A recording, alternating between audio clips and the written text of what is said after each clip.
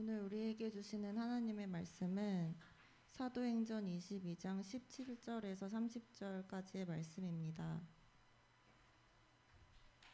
다 찾으신 줄 알고 살아계신 하나님의 말씀을 제가 봉독하겠습니다.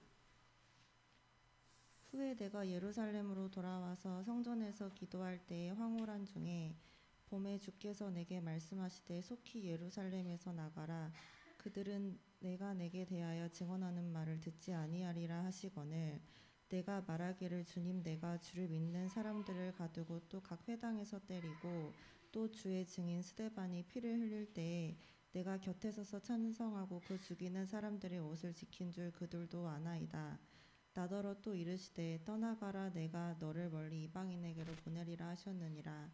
이 말하는 것까지 그들이 듣다가 소리질러 이르되 이러한 자는 세상에서 없애버리자 살려둘 자가 아니라 하여 떠들며 옷을 벗어 던지고 티끌을 공중에 날리니, 천부장이 바울을 영내로 데려가라 명하고 그들이 무슨 일로 그에 대하여 떠드는지 알고자 하여 채찍질하며 신문하라 한데, 가죽줄로 바울을 매니 바울이 곁에 서 있는 백부장더러 이르되 너희가 로마 시민 된 자를 죄도 정하지 아니하고 채찍질할 수 있느냐 하니, 백부장이 듣고 가서 천부장에게 전하여 이르되 어찌하려 하느냐, 이는 로마 시민이라 하니, 천부장이 와서 바울에게 말하되 내가 로마 시민이야 내게 말하라. 이르되 그러하다. 천부장이 대답하되 나는 돈을 많이 들여 이 시민권을 얻었노라.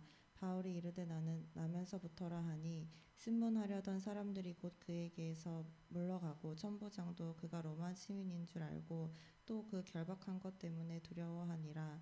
이튿날 천부장은 유대인들이 무슨 일로 그를 고발하는지 진상을 알고자 하여 그 결박을 풀고 명하여 제사장들과 온 공회를 모으고 바울을 데리고 내려가서 그들 앞에 세우니라.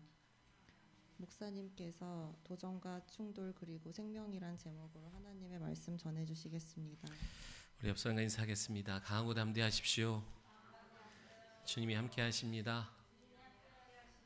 오늘도 함께 하신 주님을 말씀 가운데 경험하는 복된 예배가 다 되시기를 예수님의 이름으로 축원합니다.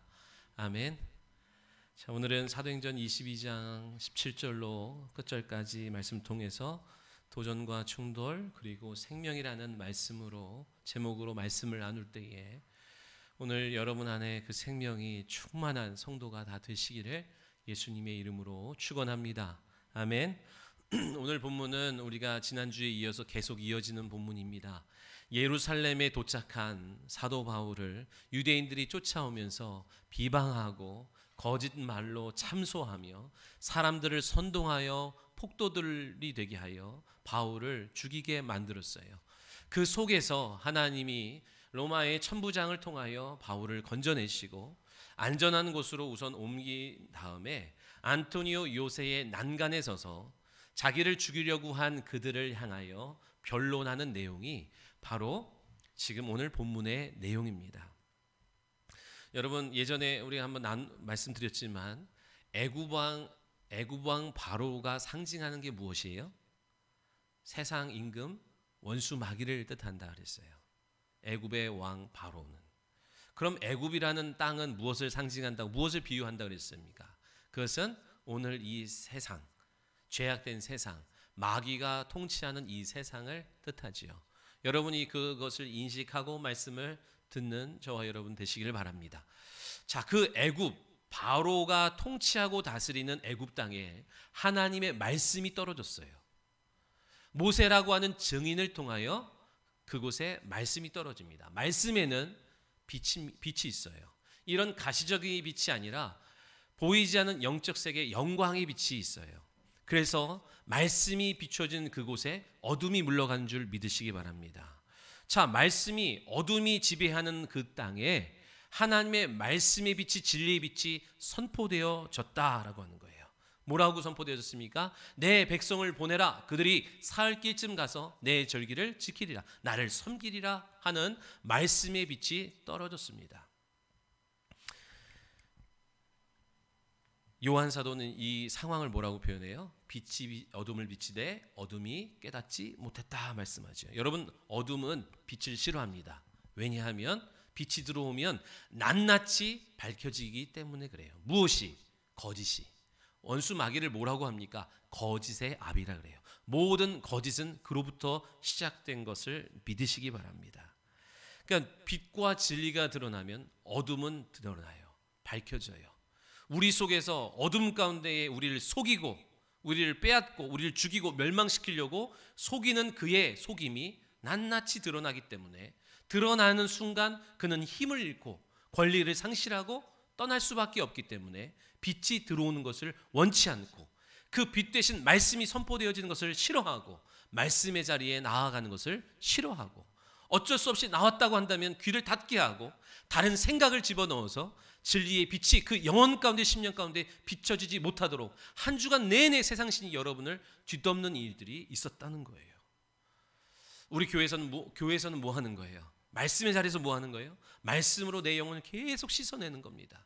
그러면서 내 영혼에 생명과 진리의 빛이 비춰지도록, 그래서 영생의 말씀이 내 영혼을 먹이고 살리며 강한 생명으로 구별된 삶을 살게 하시는 것이 오늘 우리가 생활하고 있는 이 신앙생활의 여정인 것을 믿으시기 바랍니다.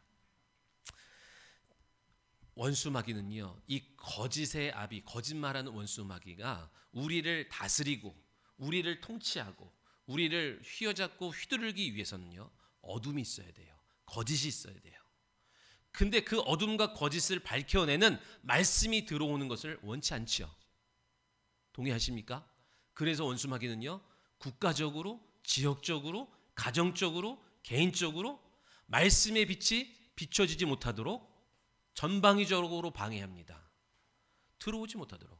오늘 애굽이라고 하는 어둠이 지배하는, 세상신이 지배하는 그곳에 하나님의 말씀이 탁 떨어지니까 하나님의 말씀 늘 동일해요. 근데 동일한데 어떤 사람에게는 심판의 메시지요, 어떤 사람에게는 구원의 메시지로 들리는 거예요. 무엇이 결정하는 거예요? 내가 받아들이면 구원의 메시지가 되는 것이고 내가 거절하고 거부하면 심판의 메시지가 되게 합니다. 그러니까 원수 마귀는 무엇을 하냐면 듣는 여러분으로 하여금 증인의 선포가, 증인이 전하는 이 모든 말씀이 거짓인 것으로 받아들이지 못하도록 다양한 내 속에 있는 내 감정, 내 생각, 내 가치관을 통하여 그것을 거부하게 하고 거절하게 합니다. 그냥 목사가 싫어지게 만들어요. 그래서 그가 전하는 말도 싫어지게 만들어요. 그래서 주님이 주시는 영생의 말씀을 소유하지 못하도록, 비록 내가 구원은 받았으나 구원을 누리는 삶을 살지 못하도록 만드는 것이 원수 마귀가 지금도 벌이고 있는 짓인 것을 기억하시기 바라요. 그러니까 애굽에 말씀이 빛이 딱 떨어지니까 바로가 어떻게 합니까? 수용합니까? 받아들입니까? 야, 너네 하나님이 너네를 원한다, 나가서 예배드려라 합니까? 그렇지 않아요. 출애굽기 5장 끝절에 뭐라고 말씀하냐면 내가 주의 이름으로 그에게 나가서 말하자마자 그가 그 백성을 학대했다 말씀해요. 그리고 6장 9절에 보니까, 출애굽기 6장 9절에 보니까 그들이 마음이 상하고 그 노역을 하다 보니까 모세의 말을 믿지 못하더라, 믿지 않대요. 그러니까 어려움을 확 줘버려서 증인의 말을 불신하게 만들어 버려요. 증인의 말을, 그거 들을 여력이 없게 만들어요. 여러분 지금 어려운 상황에 놓였습니까? 모든 힘을 집중하여 은혜 받기를 소원하시기 바랍니다. 그게 답이에요. 그게 답이에요.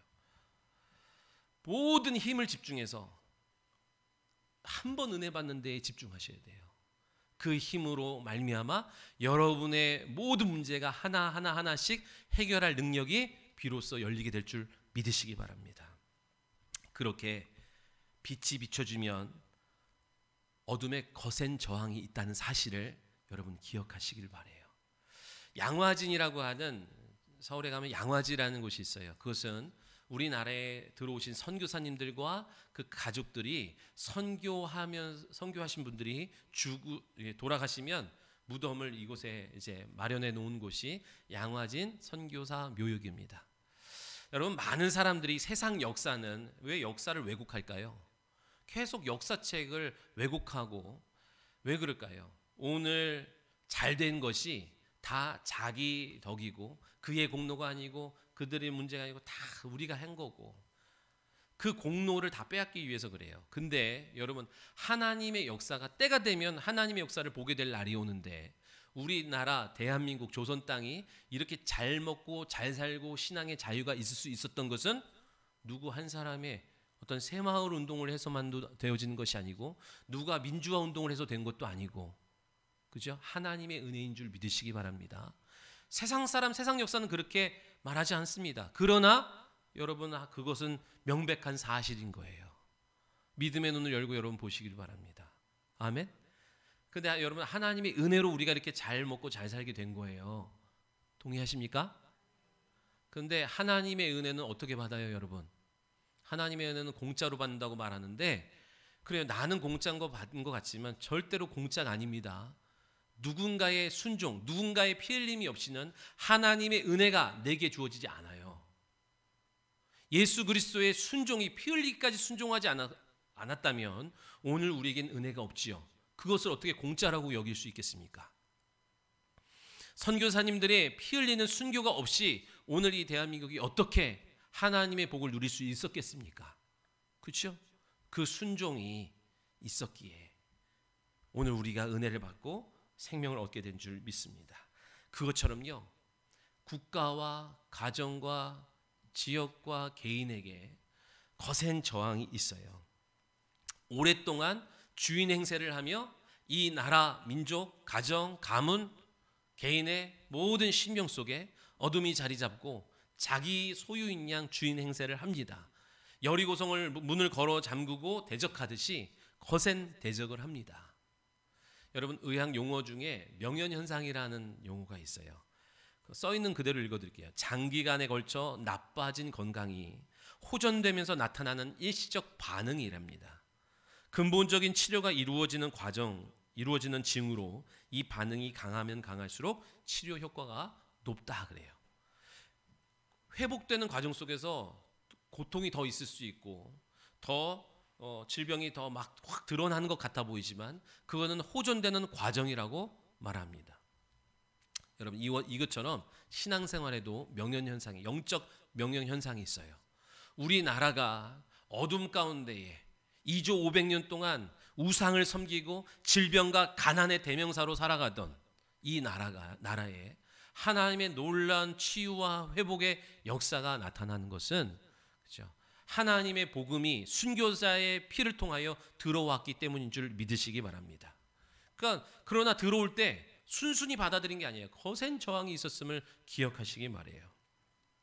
개신교회, 기독교의 최초의 순교자가 나오죠. 토마스 선교사님입니다. 그가 27살 때 외과 의학 공부도 마치고 신학 공부도 마치고 최고의 엘리트의 삶을 살던 그가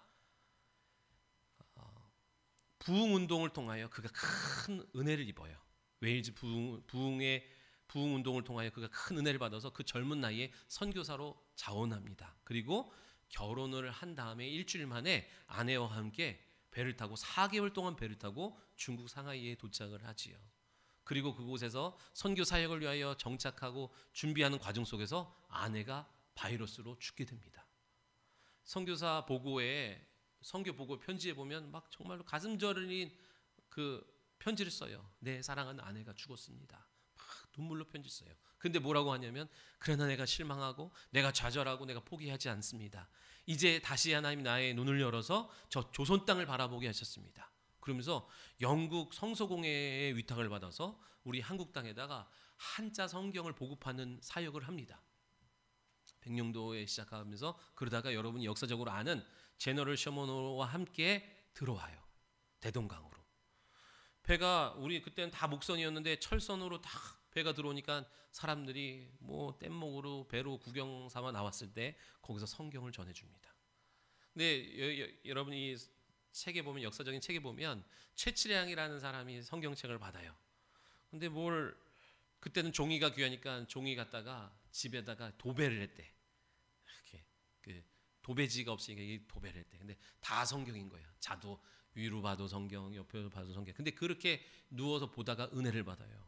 큰 은혜와 감동을 받아서 선교사님한테 세례를 받고 널다리 교회라고 하는 교회 시초가 그의 집에서부터 시작됩니다. 그러면서 그게 장대영 교회, 평양 대부흥 운동의 시초가 되는 장대영 교회가 되게 돼요. 세워집니다. 그렇게 대동강에 배가 딱 들어왔어요. 거기서 성경을 나눠주는데 흥성대원군이 그 배를 불태우라고 명령합니다. 그래서 군사들이 가서 불을 태워요. 많은 사람들이 타 죽고 살고자 뛰어들어서 빠져 죽고, 그래서 수영에서 간신히 무트로 나온 사람은 잡아서 목을 베는 참수형을 취합니다. 토마스 선교사님이 그렇게 붙들렸어요. 그래서 육지로 끌려와 가지고 탁 목을 참수를 쳐하는데 박충건이라는 사람이 무인이었던 그가 이제 그 임무를 맡고 그의 목을 베는데, 훗날 그가 쓴 글에 보니까 이래요. 내가 그의 목을 내려치려 할 때 그 서양 사람이 두 손을 모으고 뭐라고 중얼거렸다. 뭐 있겠어요? 기도했겠죠.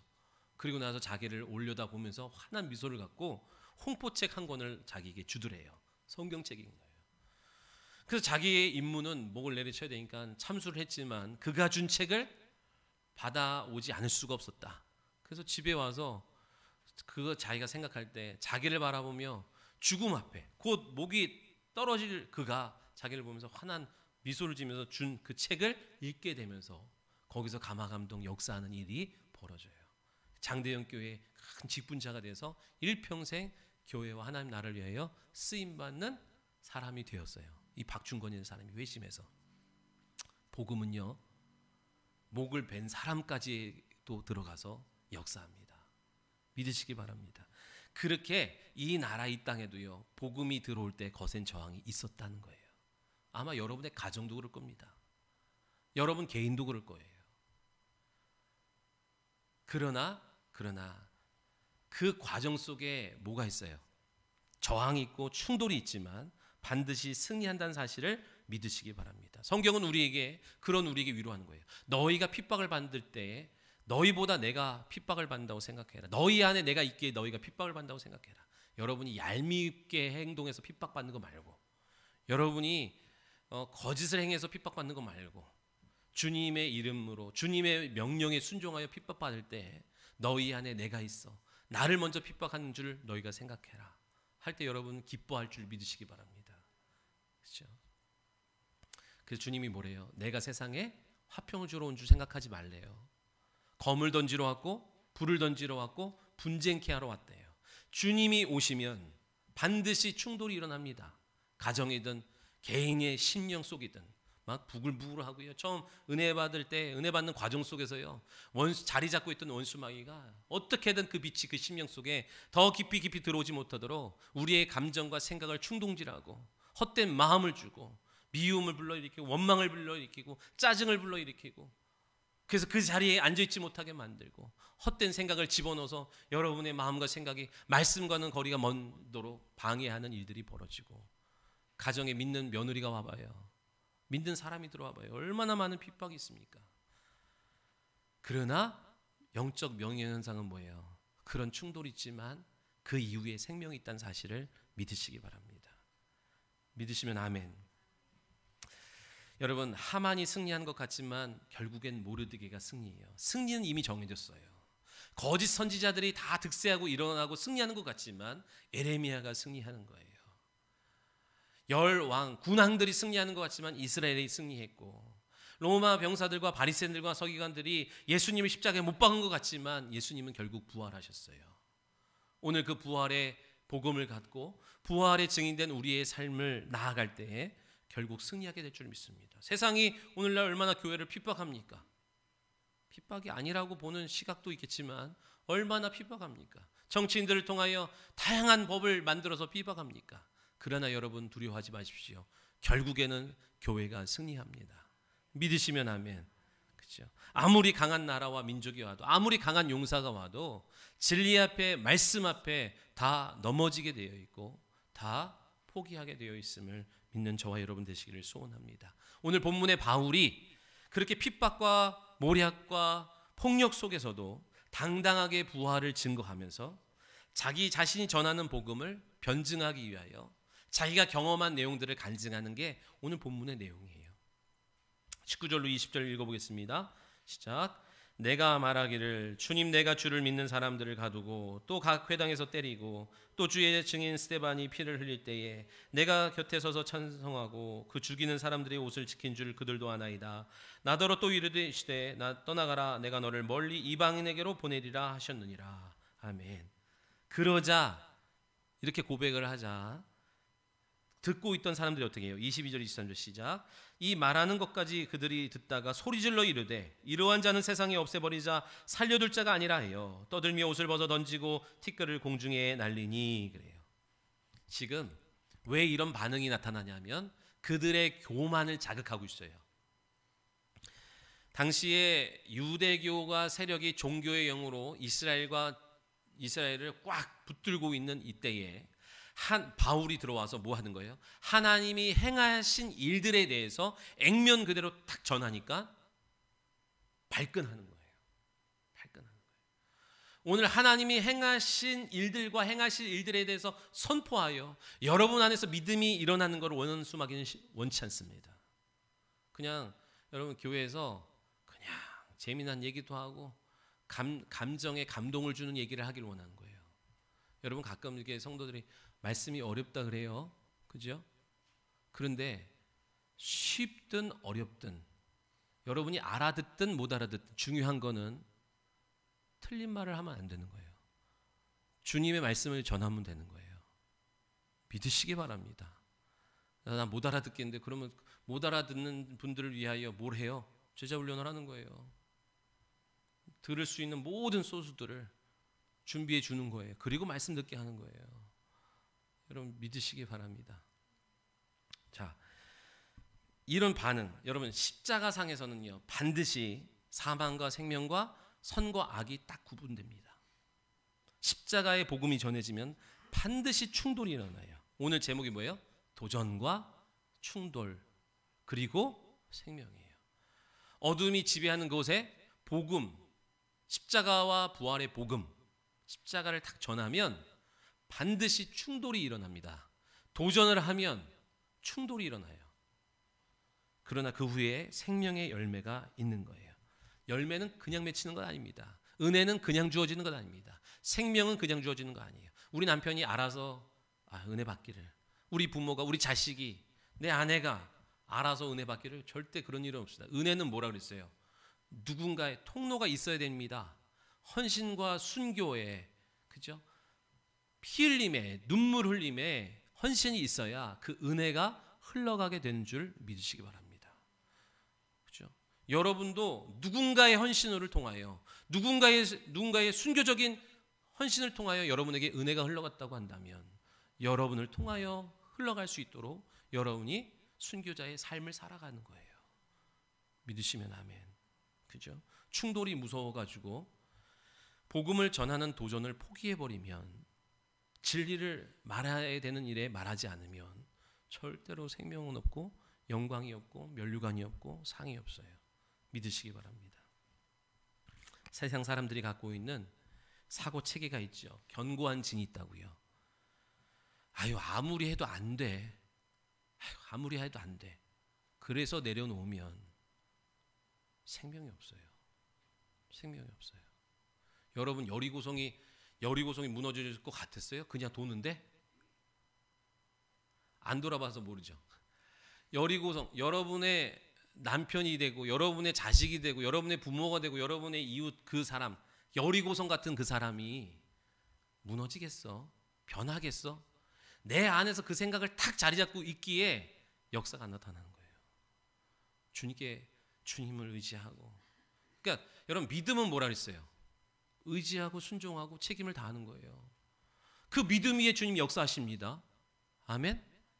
그러니까 내가 무너져라 이래라 저래라 해서 무너지는 게 아니라 내가 주님의 말씀 앞에 순종하고 한 걸음, 하루에 한 바퀴, 그 다음 날도 한 바퀴, 그 다음 날도 한 바퀴, 그리고 주님이 명령하실 때 와 소리칠 때 와르르 무너졌던 것처럼 여러분 그렇게 하루하루 주님의 말씀에 순종하여 달려갈 때 견고한 그 성이, 견고한 진이 무너지게 돼요. 그곳에 영광의 빛이, 생명의 열매가 나타나게 될 줄 믿습니다. 아멘. 하나님이 잘했다. 그 견고한 진을 네가 잘했다. 은혜가 흘러가고 생명이 흘러가겠구나. 잘했다. 오늘 주님은 관심은 거기 있는 거예요. 여러분이 이 땅에서 잘 먹고 잘 살고 좋은 차 타고 좋은 집 사는 것에 하나님은 관심을 두지 않으시고 우리를 통하여 은혜와 생명이 흘러가기를 바라고 원하시는 거예요. 그때에 이 땅에서 누리게도 하시고 이 땅에서 다 못 누린 것들을 영원한 세계에서 누릴 수 있도록 하나님이 안배하실 줄 믿으시기 바랍니다. 십자가 복음은요, 거짓말 탐지기처럼 뭐예요? 구원받을 자와 못 받을 자를 싹 구별해냅니다. 예수님이 십자가상에 달리셨을 때에 양옆에 두 강도가 있었다 그랬어요. 이 두 강도는 일평생 한 마음으로 합심하여 죄 짓는 일에 함께 했어요. 누구 한 사람이 야 그러지 말자, 아니다 이러지 않고 마음이 합심 한 마음 되어가지고 죄 짓는 자리에 같이 있다가 결국에는 어디까지? 죽는 자리까지 같이 오게 됐어요. 얼마나 한 마음 되겠습니까? 그런데 그 죽는 자리에서 비로소 뭐가 되어져요? 둘이 나뉘어져요. 그 끈끈했던 우정이 싹 갈라져요. 뭐 앞에서? 십자가의 복음을 딱 듣는 앞에서. 왼편의 강도는 뭐래요? 요 앞에서 조롱하는 군사들처럼 네가 메시아면 내려와서 너를 구원해봐. 그렇게 조롱하는 일에. 그랬더니 오른편 강도가 거기서 탁 나눠집니다. 뭐라고? 그런 소리 하지 말라고. 우리야 죄를 져서 이 마땅한 형벌을 받지만 그는 죄가 없다. 그러면서 주님한테 뭐래요? 당신이 임할 그곳에 나도 있게 하옵소서. 그때 주님이 뭐라고 말씀합니까? 너가 오늘 나와 함께 낙원에 이르리라 말씀합니다. 십자가 복음을 딱 들으면서 거기서 둘로 나뉘어지는 거예요. 십자가 복음 앞에 구원받을 자와 받지 못할 자가 딱 충돌을 통해서 떨어져 나간 사람이 있고, 그렇죠? 생명의 열매를 맺는 사람이 있어요. 바울이 전하는 메시지 앞에 유대인들이 교만과 우월의식과 편견이 강하게 충돌합니다. 이방인을 구원하라 그랬다고? 그 지옥의 불쏘시개로 쓰일 만한 죽어도 마땅한 그 이방인들을 하나님이 구원하랬다고? 납득이 안 되고 용납이 안 되는 거예요. 그리고 하나님이 너 바울에게 말했다고? 우리 유대교 지도자한테 말하지 않고 너에게 말했다고? 용납이 안 되는 거예요. 강한 충돌이 팍 일어납니다. 복음을 딱 전해보면 구분돼요. 누구랑 계속 만나야 될지 만나지 않을지. 사람들은요 이런 목적 저런 목적을 하고 옵니다. 그러니까 여러분 항상 복음을 전한 자가 돼야 돼요. 그러면 사기치러 오고 어떤 목적을 갖고 온 사람들은 다 떨어져 나가는 거고, 예비된 영혼은 계속 곁에 붙어 있어서 그 한 영혼을 일으키고 살리는 목적 그대로, 사명 그대로의 삶을 살게 될 줄 믿으시기 바랍니다. 내가 이렇쿵 저렇쿵 사람을 판단하는 게 아니라 복음을 전해보면 하나님이 내 영혼에 유익될 사람이 있고 그렇지 못할 사람이 있다는 거예요. 그렇죠? 여러분 다 편견으로 보죠. 저 사람은 나한테 있으면 내가 도움이 되겠다. 저 사람은 비슷하겠다. 막 이런 식으로 우리가 만나지만 항상 내 곁에 오는 사람에게 뭘 해야 돼요? 도전을 줘야 돼요. 복음으로. 아멘. 네, 여러분이 예수 믿는 사람 그리스도인인 걸 알아요? 주변에? 알아요? 서진 집사님 알아요? 회사에서? 그렇죠. 알아야 돼요. 근데 입 딱 다물고 있으면 안 되는 거예요. 항상 도전을 줘야 돼요. 그러면 내가 가늠하고 내가 구별해서 좋은 사람, 싫은 사람 나누는 게 아니라 딱 복음 앞에 내게 유익될 사람, 그렇지 못할 사람을 복음이, 진리가, 말씀이 다 구별해 주셔서 내가 생각하는 것보다, 내가 계획하는 것보다 더 좋은 길로 하나님이 형통하게 이끌어 가실 것을 믿는 저와 여러분 다 되시기를 예수님의 이름으로 축원합니다. 그러니까 지금 이 유대인들이 왜 이런 반응이 나타나냐면 말씀은 딱 두 가지 반응이 나타나요. 말씀이 선포되면 수용하는 사람과 거절하는 사람이 나온다고요. 수용할 건가 거절할 건가. 말씀은 뭐라 그래요? 말씀은 좌우에 날이 선 예리한 검과 같대죠. 혼과 영과 골수를 찔러 쪼개며 그 마음에 숨겨진 것까지 다 밝히 드러낸대요. 여러분 왜 혼과 영과 골수를 찔러 쪼갭니까? 그냥 아픈지 안 아픈지 보려고 찔러요? 왜 찔러 쪼개는 이유가 뭐예요? 여러분, 저와 여러분의 감정과 생각 모든 영역 속에, 혼 영역 속에 먼저 자리 잡고 들어온 죄를 통로 삼아서 들어온 어둠의 영이 다 자리 잡아서 꼭 나인 양, 내 마음, 내 생각, 내 기분, 내 감정인 양 나를 움직여요. 나를 충동질해요. 그래서 계속 사망의 길로, 어둠의 길로, 말씀을 떠난 자리로 나를 계속 가게 합니다. 주님은 그것을 도려내기를, 쪼개버리기를 원하는 거예요. 분리시키기를 원하는 거예요. 여러분, 그 생각, 그 마음, 그 감정이 여러분 거 아닙니다. 그 마음, 그 감정, 그 생각에 충실하지 말아야 돼요. 그러니까 빛이 들어오면 딱 알아요.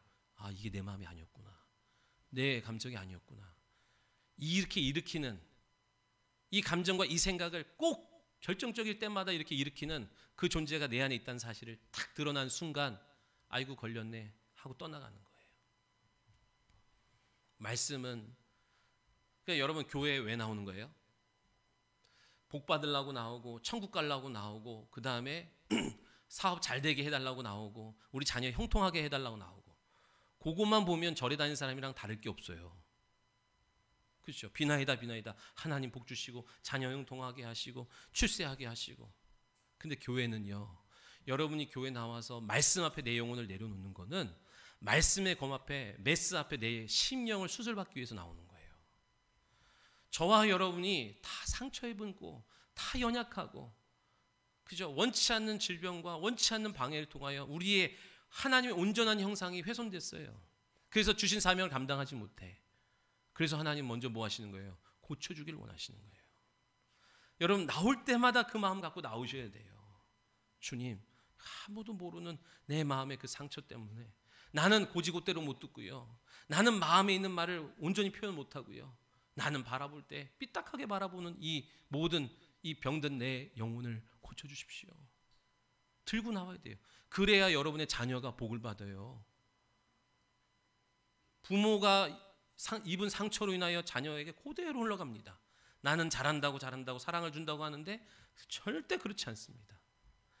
부지런히 부모가 해야 될 일은 자기의 영혼의 문제를 빨리빨리 정돈하고 해결해서 자녀에게 하나님의 복이 온전히 흘러가게 하는 것, 죄를 대물림해 주지 않는 거예요. 그 사실에 여러분 귀를 열고 믿음으로 아멘하는 저와 여러분 다 되시기를 소원합니다.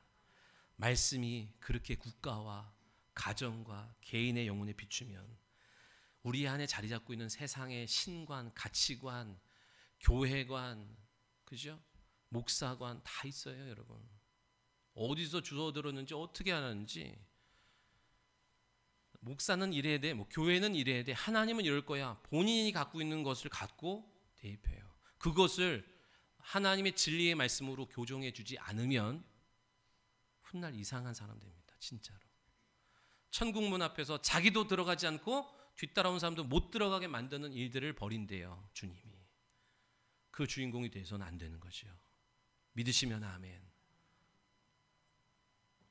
이스라엘 백성들이 출애굽을 했어요. 하나님이 이스라엘 백성들을 출애굽시키셨어요. 애굽과 바로의 손에서 건져내셨어요. 10가지 믿는 자에게는 10가지 이적이고 믿지 않는 자, 받아들이지 않는 자에게는 10가지 재앙을 보여주셨어요. 그래서 그 손으로 그들을 애굽에서 건져내셨어요. 자, 그런데 애굽에서 430년 동안 있으면서 세대를 반복하며 형성된 게 뿌리 깊게 있는 거예요. 하나님은요, 거룩하신 하나님이 작정하신 게 있어요. 하나님의 거룩한 뜻을 거룩한 백성으로 나타나기를 작정하셨다 얘기예요. 그래서 이스라엘을 택하였어요. 근데 이스라엘이 애굽에서 세상에서 마귀에 속해 있을 때는 절대로 하나님이 그들을 거룩하게 하실 수 없기에 그들을 건져내셨어요. 빼내셨어요. 그래서 그들을 빼내서 뭐 하는 거예요? 거룩하게 만드는 과정을 광야의 여정 속에서 행하시는 거예요. 오늘 여러분을 세상에서 세상에 속한 사람으로 속해 있는 상황 속에서 하나님 여러분을 거룩하게 못해요. 그래서 여러분을 구원해 내셨어요. 많은 사람들은 하나님이 우리를 구원한 게 목적이라 그러는데 그걸 목적이라고 생각하면 안 됩니다. 구원이 목적이 아니에요. 구원해 내서 거룩한 백성 되게 하고 제사장 나라 되게 해서 하나님의 거룩한 뜻을, 거룩한 하나님을 나타내는 것이 목적이에요. 아멘. 그러니까 내가 예수 믿고 교회 나왔으니 나는 천국 갑니다. 티켓을 땄습니다. 그니 여기까지입니다 라고 생각하면 오산인 거예요. 그건 마귀에게 속는 거예요. 원수 마귀가 여러분을 어리석게 만드는 거예요. 절대 그렇지 않습니다. 여러분을 구원해 낸 것은 원래 하나님의 그 거룩함을 회복하여 거룩하신 하나님을 나타내는 그런 거룩한 도구가 되기로 하나님이 작정하셨고 그 작정은 반드시 이루어진 줄 믿으시기 바랍니다. 그래서 하나님이 이스라엘 백성들을 광야로 불러내셔서 수술하잖아요. 어떻게? 이적과 표적을 보여주십니다. 그리고 하나님 자신을 변론해요. 그들이 갖고 있던 고정관념을 하나하나 깨뜨려 버리세요. 그들이 갖고 있던 고정관념이 뭡니까? 바로가 세상을 떠나면 죽는 거고 바로를 떠나면 죽는 거예요. 바로가 먹이면 살려면 살고 죽이면 죽는다는 거. 생사화복이 바로의 손에 있다고 생각했어요. 여러분은 사장님들한테 있다고 생각했고 세상에서 잘 먹고 잘 살아야 돈을 많이 벌고 좋은 학교 다녀야 잘 산다라고 하는 그런 가치관이 탁 묶여 있는 거예요. 그러나 생사화복은 누구 손에 있어요? 누구 손에 있어요? 하나님께 있음을 믿으시기 바랍니다. 자, 여러분 불신앙이라 하잖아요. 이스라엘 백성들이요.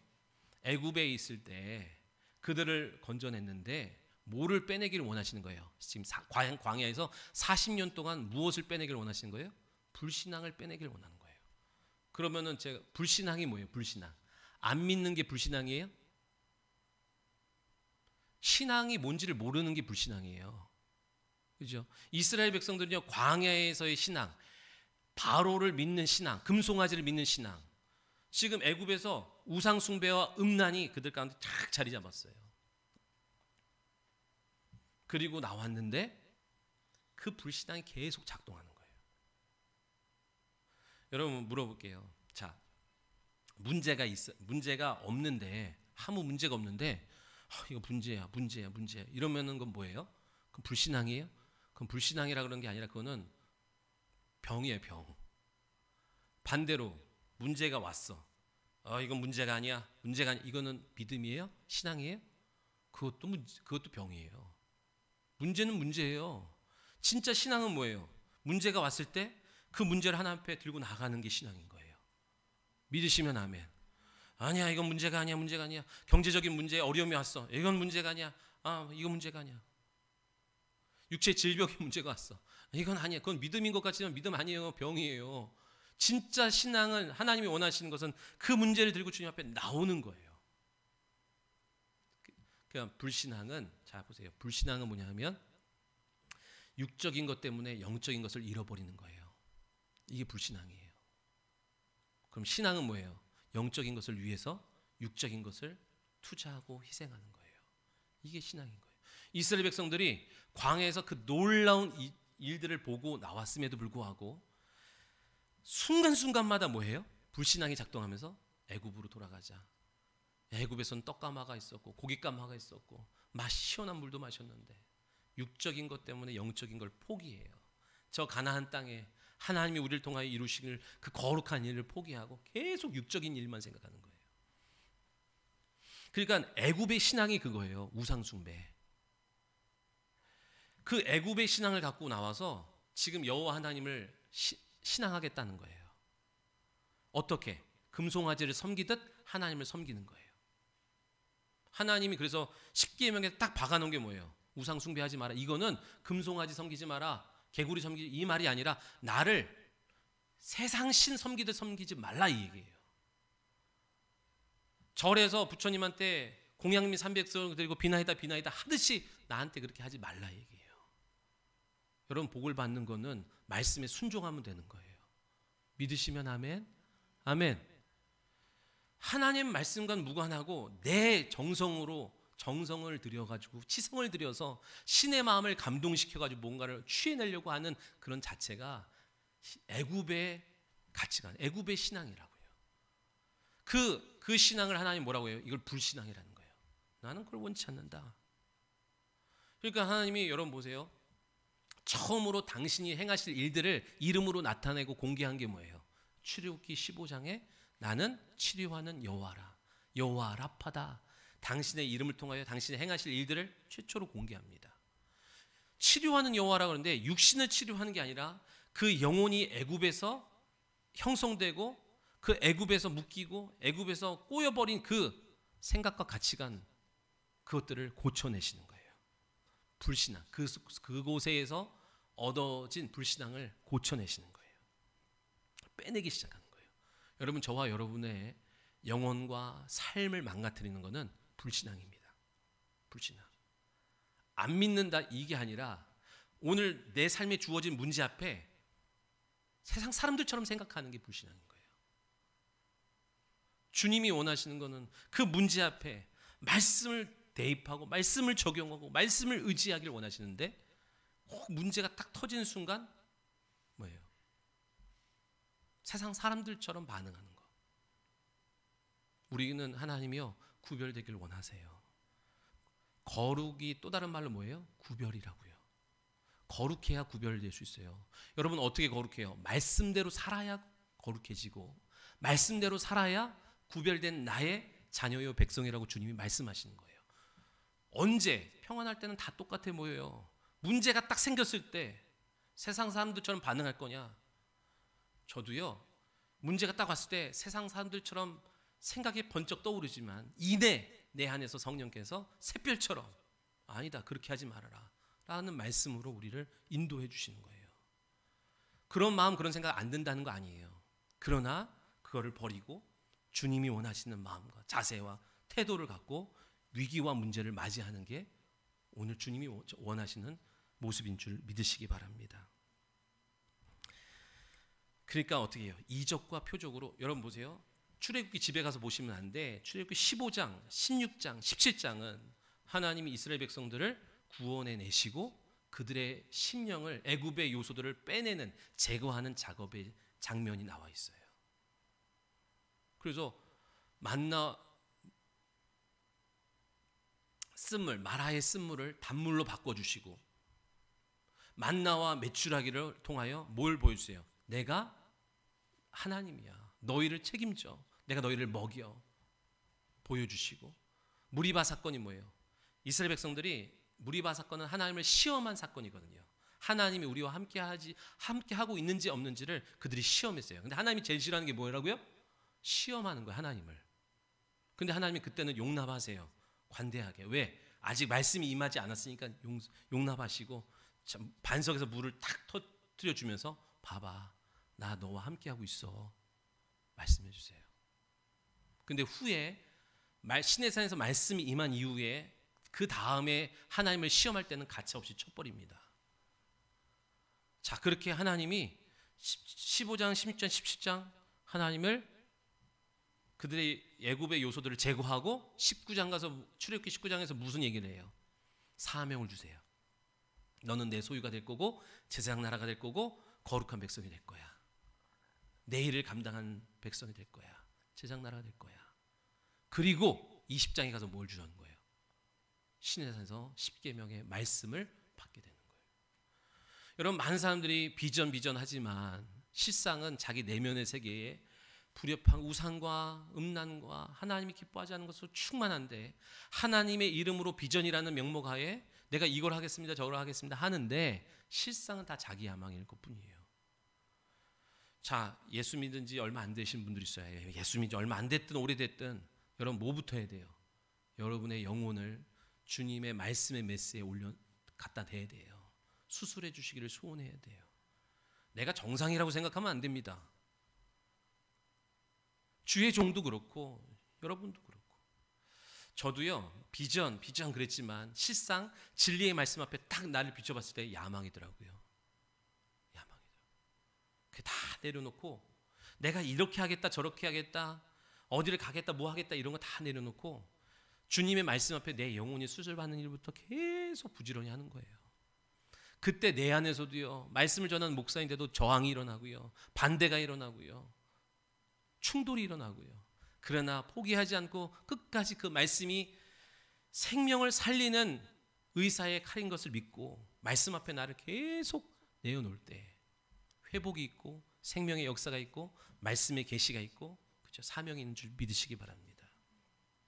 그렇게 말씀 앞에 여러분 나올 때마다 내 영혼을 고쳐주시기를 소원하는 마음으로 나오면 주님의 말씀이 여러분 영혼을 반드시 고부라진 마음을 펴주시요 끊어진 마음을 이어주세요. 아멘. 그 다음에 뭘 주세요? 사명 주신다고요. 그리고 그 사명을 능히 감당하도록 뭘 주세요? 진리의 말씀을 계시해 주시는 거예요. 말씀이 막 쏟아져 오는 거예요. 믿으시기 바랍니다. 아멘.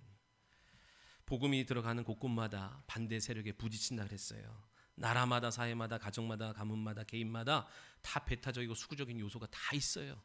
다 있어요. 누구 하나 예외 없이 다 있어요. 혼적 자아 속에서 붙어가지고 나인 것처럼 행세하는 어둠의 것들이 있다고요. 그것이 거세게 저항한다고요. 지금까지 결정적인 순간마다 이 불신앙이 작동해서 우리를 거기에 머물게 하고 옛 자리에 머물게 하고 잘 가다가 다시 곤두박질 치게 만들고 불신앙으로. 불신앙이요. 말이 불신앙이지 원래 인간적인 눈으로 보면 좋은 선택인 거예요. 매력적인 거예요. 그렇죠? 그런데 하나님은 그거를 미련하고 어리석다 그래요. 그걸 불신앙이라 그래요. 이제부터 여러분 말씀이 내 안에서 새 일을 이루시도록 내어드리는 여러분 되시기를 소원합니다. 이거 부지런히 하셔야 돼요. 그래야 세월을 허비하지 않아요. 하나님이 목적은 여러분을 구원해내시는 것은 구원이 목적이 아니라 거룩한 하나님의 도구가 되어 거룩하신 하나님을 마음껏 나타내고 증거하는 증인된 삶을 원하시는 줄 믿으시기 바랍니다. 그게 예배자의 삶이에요. 내 안에서 일어나는 부정적인 마음이 있어요. 강단에서 선포되어진 말씀에 대해서 대적하고 불신하고 그렇죠? 삐딱하게 생각하는 이런 마음을 여러분 도려내셔야 됩니다. 아파요. 힘들어요. 그러나 그래야 삽니다. 그래야 삽니다. 영적인 도약이 있으려면 내면 세계에 요동치고 저항이 일어나거든요. 그때 물러서면, 그때 또 피하면, 그때 합리적인 사고를 일으키려고 하면, 그죠? 그러면 생명의 열매를 얻지 못해요. 저는 그랬어요.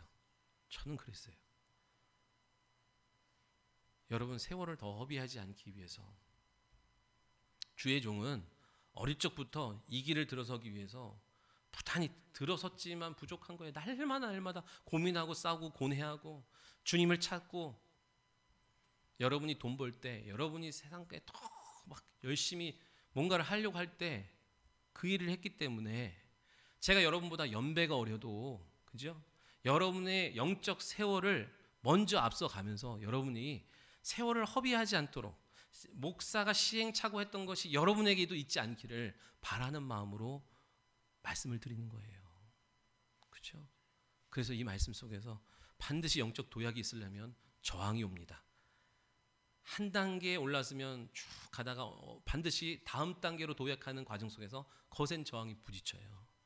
그거 빼내고 또 올라가고 또 올라서고 또 올라서고 계속 믿음의 진보가 있어야 될 줄 믿으시기 바랍니다. 안심할 수가 없어요. 여러분이 믿음이 성장하고 그래서 하나님의 나라를 경험하고 많은 이적과 표적으로 변증받아야 돼요. 내 믿음이 진짜 믿음인지 하나님이 계속 보증해 주시는 일들이 있으려면 저항은 당연히 있는 거예요. 믿으시면 아멘. 도전과 충돌과 그리고 생명이에요. 어둠이 가득한 곳에 빛으로 도전하십시오. 이거는 명령이에요. 그러면 충돌이 있어요. 한 번쯤 경험해 본 사람은 한 번 뒤면 그다음부터는 도전 안 하려고 그래. 근데 또 힘을 얻고 나가서 도전하셔야 돼요. 주님이 승리를 이루어 놓으셨습니다. 우리의 순종에 달려 있는 거예요. 그렇죠? 잠깐 오는 명연현상일 뿐이에요. 반드시 생명의 열매를 맛보게 되는 저와 여러분 되실 줄 예수님의 이름으로 축원합니다. 기도하겠습니다. 살아계신 하나님 감사합니다. 오늘도 귀하고 복된 주일 우리에게 하나님만 온전히 예배할 수 있도록 은혜 주시니 감사합니다. 삶에 산적한 문제가 많지만 주님 바라보면서 이 문제를 능히 이겨나갈 수 있는 힘을 구합니다. 주님 우리에게 힘을 주시고 지혜를 주시고 도울 손길을 허락하여 주셔서 우리가 해결하지 못하는 이 모든 문제를 주님 손에 올려드리오니 해결하시고 강하고 능력 있는 손으로 붙잡아 주옵소서. 함께 하실 주님을 찬양하며 예수님의 이름으로 기도하옵나이다.